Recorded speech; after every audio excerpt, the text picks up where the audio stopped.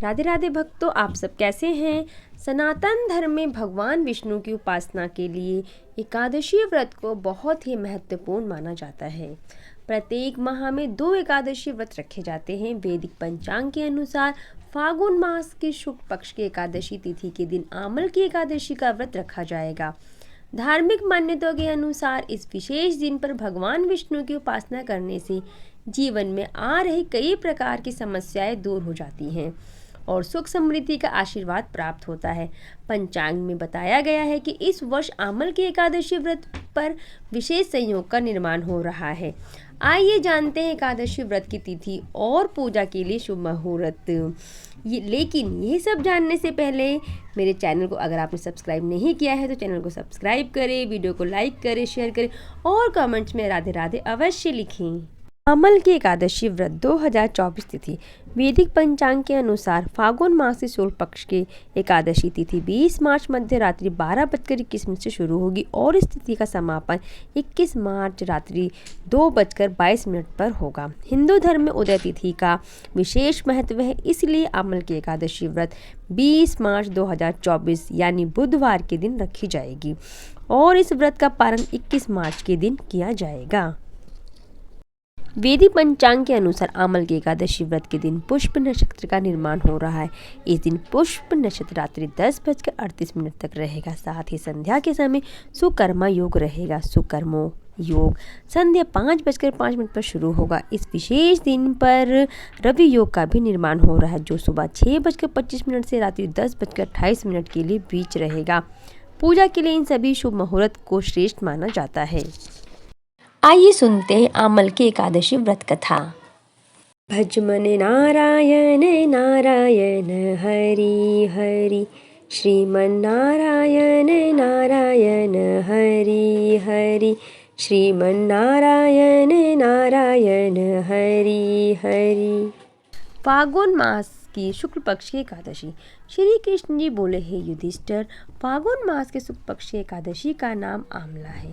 एक समय वशिष्ठ मुनि ने मानधाता राजा से पूछा, समस्त पापों का नाश करने वाला कौन सा व्रत है।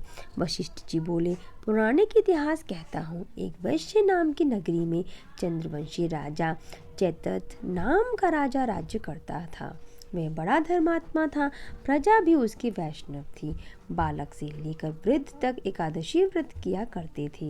एक फागुन माह के शुक्ल पक्ष की एकादशी आई और नगर निवासियों ने रात्रि को जागरण किया। मंदिर में कथा और कीर्तन करने लगे। एक पहेलिया जो कि जीव हिंसा से उधर पालन करता था, मंदिर के कोने में जा बैठा। आज वह शिकारी घर से रूठ चुका था। दिन भर खाया पिया कुछ भी ना था। रात्रि को दिल बहलाने के लिए मंदिर के कोने में जाकर छुप बैठा, जहाँ विष्णु भगवान की कथा तथा एकादशी व्रत का महात्म्य सुना। रात्रि व्यतीत हो गई। प्रातःकाल घर को चला गया। जब भोजन पाया तो उसकी मृत्यु हो गई। आमला एकादशी के प्रभाव से उसका जन्म राजा विदुरथ के घर हुआ। नाम उसका वसुरथ प्रसिद्ध हुआ। राजा वसुरथ सत्य, व्रत, दान, भक्ति इत्यादि शुभ गुण रखता था। प्रजा भी उसकी धर्मात्मा थी। एक दिन राजा वन विहार करने गया और दिशा का ज्ञान ना रहा तो स्वयं को पागल समझकर एक वृक्ष के नीचे सो गया। आज राजा ने आमला एकादशी का व्रत कर रखा था। सोते समय भगवान का ध्यान लगाकर सोया था।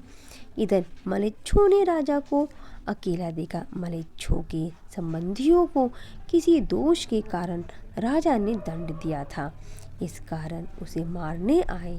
उस समय राजा के शरीर से एक सुंदर कन्या उत्पन्न हुई। ये आमला एकादशी के प्रभाव से उत्पन्न हुई थी। कालिका के समान अटट करके उसने खप्पर फिराया। मलेच्छु के रुधिर की भिक्षा लेकर अंतर ध्यान हो गई। राजा ने जाग कर शत्रुओं को मरा हुआ देखा और आश्चर्य हुआ। मन में कहने लगा, मेरी रक्षा किसने की है। आकाशवाणी बोली, आमला एकादशी के प्रभाव से तेरी रक्षा स्वयं विष्णु भगवान ने की है। कथा ब्रह्मांड पुराण में वर्णित है।